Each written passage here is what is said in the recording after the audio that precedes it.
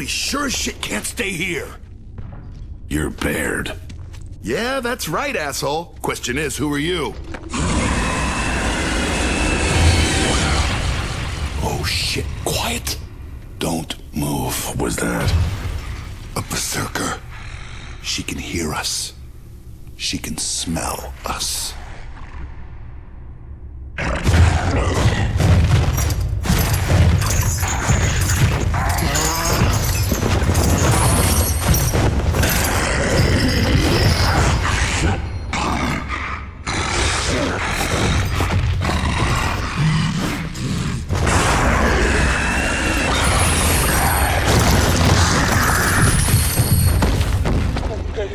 Get out of here. We gotta get fucking out of here, man.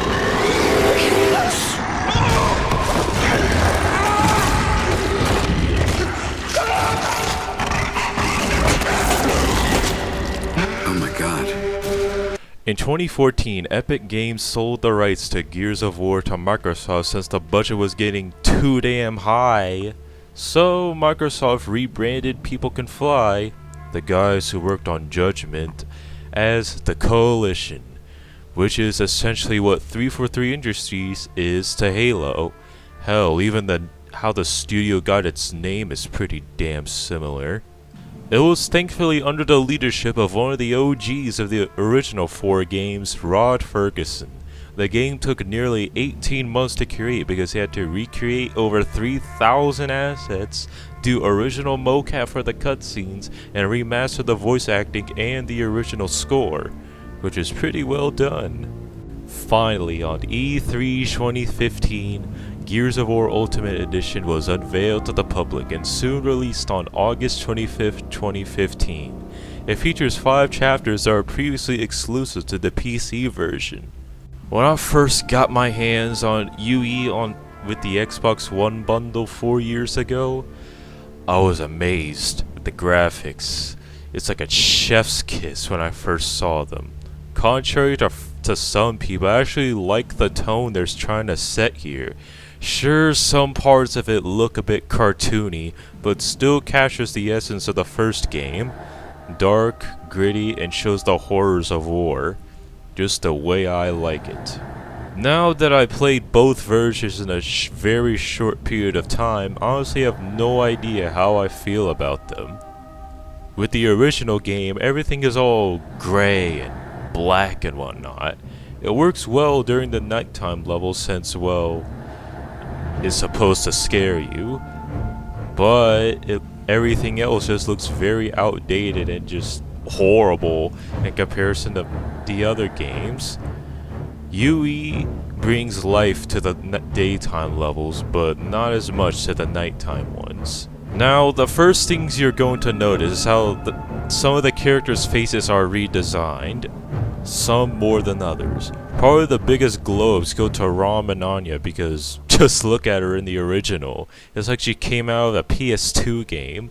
Now she actually looks like an actual human being. I have no idea what it is about Rom, but having that chin guard replace that black thingy on his head makes it way more menacing than before. Baird is an honorable mention since TC did say his face model was the hardest one to remake, and I will say that it looks pretty damn good for how hard they tried to match the original with these new graphics and all. Also, Franklin has his Gears 2 attire while Mira has her Gears 3 outfit. It still bewilders me as to why she wasn't playable in multiplayer and TC decided to make Anya cosplay as her instead of just porting over her UE model, but I digress. A small but nice touch of continuity. One other thing I did notice was the complete overhaul of the cutscenes. The characters are a lot more human because of the mocap and the technological advancements with the Unreal Engine 3 engine. It's small, but seeing the characters' body language and facial expressions to things makes me smile a bit, since it brought, again, a lot more life to the game than the OG ever could. Especially Bear, since he's just a complete mood sometimes. Take a look at these clips.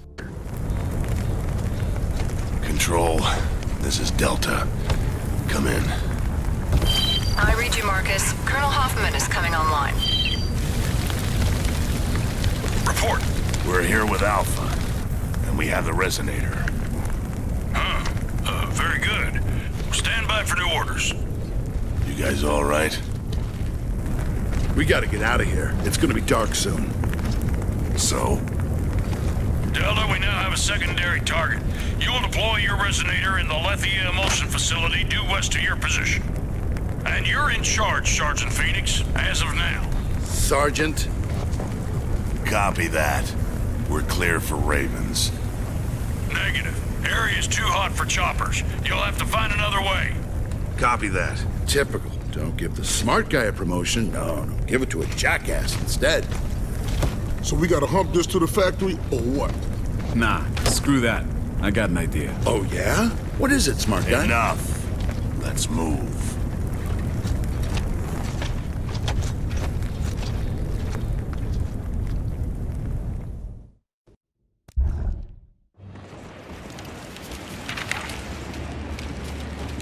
Plan? What plan? You don't have a plan. You're just talking shit.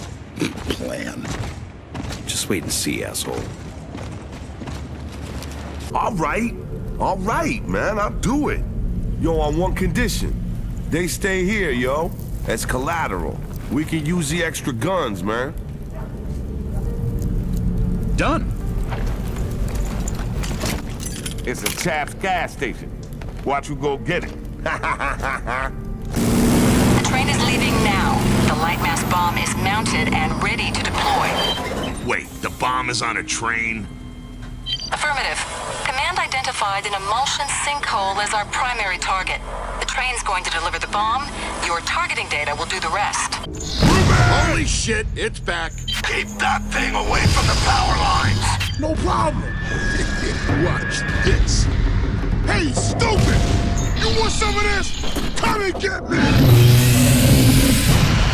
Get out of there! Go, go, go, go! Are you totally insane?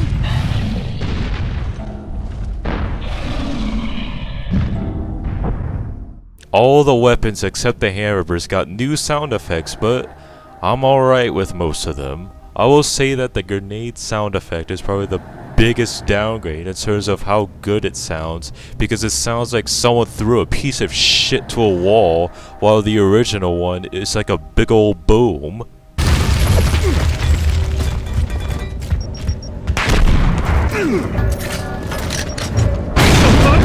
As for the gameplay, my initial thoughts of the original campaign did not change for the most part. It was good, but the sequels are much better, and the additional 3 parts in Act 5 did not help either. To summarize, it mainly consists of duck and cover against a very small cast in comparison to the later games. Despite my criticisms of Judgment, at least that game had a variety of different enemies. Here, I can literally list all the enemies on the top of my head. You have the Drone, Sniper, Grenadier, Grenadier Elite, Wretch, Lambent Wretch, Boomer, Theron Guard, Berserker, Corpser, Boomok, Cedar, and General Rom. Even TC came out and said that adding Horde mode wasn't possible because of the very limited enemy variety. If that isn't a testament as to how somewhat repetitive fighting these enemies got, then I don't know what is. The Junker level is still pure A's and the bosses are still crap except the Brumok boss fight. And even then it was somewhat easy, as all you really have to do is just keep your distance and pick up ammo boxes while you have the chance. To me and plenty of other people, it just boils down to how outdated the game is in comparison to its sequels. You can add all the neon lights, all the trunk speakers, and the spinning rims and whatnot, but if what powers the car is still mediocre, then the car is still mediocre. One small addition they made was that they brought over the spotting mechanic from Gears of War 3. It's not much, but it does help keep track of when enemies are crouching behind cover or not. Considering this is a remake or remaster or whatever, it has the exact same story as the original, but since I hated how I went over it in my original review, which is an hour fucking long, I'll just summarize that video, so consider it the ultimate edition of my original review. The story follows Marcus Phoenix, an ex-con that was recently pardoned in order to help out in the ongoing Locust War. It tells a story of 4 muscle-boff buff pants journey to deploy a resonator that didn't fucking work, then travel all the way to Marcus's dad's house to grab a targeting data for a missile, then catch a damn train that is carrying said missile. It's pretty damn basic, but it perfectly sets up what the stakes are and the payoff, since the game literally fucking tells you. Either Anya or Hoffman gives us some expedition, and Delta Squad goes on their little way. It's nothing special in comparison to Gears of War 2 and 3, but it did a good job at establishing who our main characters are and what the fuck is going on at Sarah. I sometimes completely forget that this is on a completely different planet and not Sarah. That's how immersive this game's universe is, but back on topic. Unlike in Gears 2 and 3, Dom is a generic best friend character that serves almost no purpose besides being Marcus's side the entire way through, and acts as a guide for the team in Act 2. Franklin did mention him having a missing lady friend, and that's all we know of his character. I have nothing else to say about him. I can't really say much about the others, since Anya and Hoffman set up exposition, while Carmine is just some rookie kid who aspired to be like a badass like Marcus, almost like us when we were kids. Now, I really love the Locust for this specific reason. What makes the Locust so menacing is not only how monstrous they look, but how intelligent they are as well. Near the end of Act 1, they seem to be following a raven, by which I assume they are playing an ambush, as evident by how quietly they're taking cover. Soon as the Nemesis goes straight towards the raven, they immediately open fire at Delta Squad and kill Min in the process. Notice this line.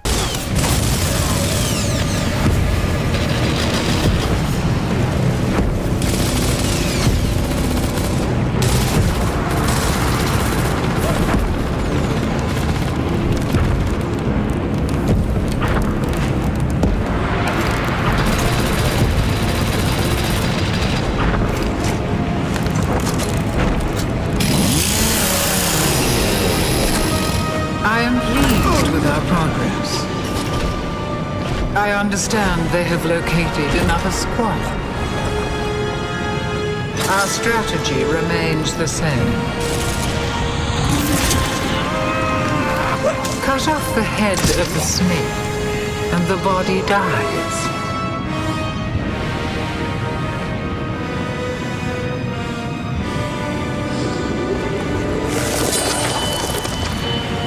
We will win this war. It's only a matter of time. I can assume that the Locust likely already had information about Min's whereabouts, and thus decided to ambush him while he dropped his guard. And how do they seem to know where Delta is all the time? Well, look at this cutscene of ROM. Give me a 0 point on that data. Sir, well, it came from East Barricade Academy. From his father's house, specifically. Whose father? Sergeant Phoenix, sir. You think you can still find your way back home, Phoenix? Yes, sir. Reroute those choppers, Lieutenant. They're taking Delta to EBA. Immediately.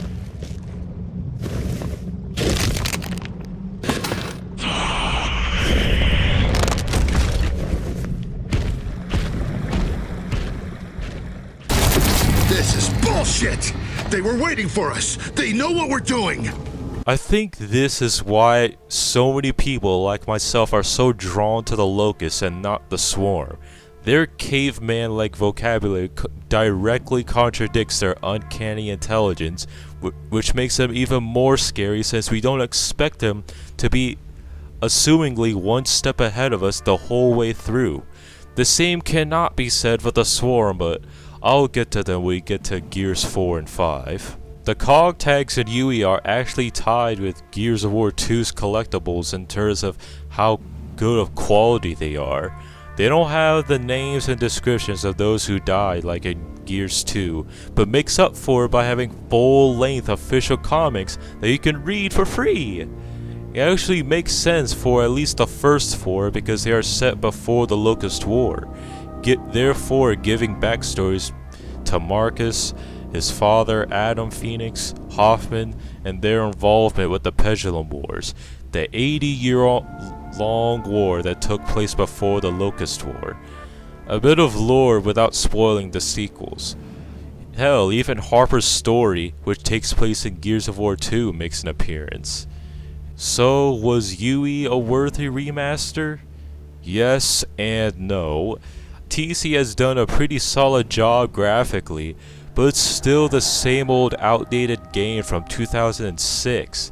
It would have been better if they just remastered 3, or even better, remade the entire quadrilogy. But I guess the player base isn't nearly as high or recognizable as Halo's to warrant a full remake of them all. What sucks hella ass is how they didn't even bother making the campaign 60 frames per second on the Xbox One X version. Still, TC has proven themselves to be at least faithful to the first game, but will they continue that reputation? Find out. We get to see how that plays out as we play as the son of Marcus Phoenix in Gears of War 4.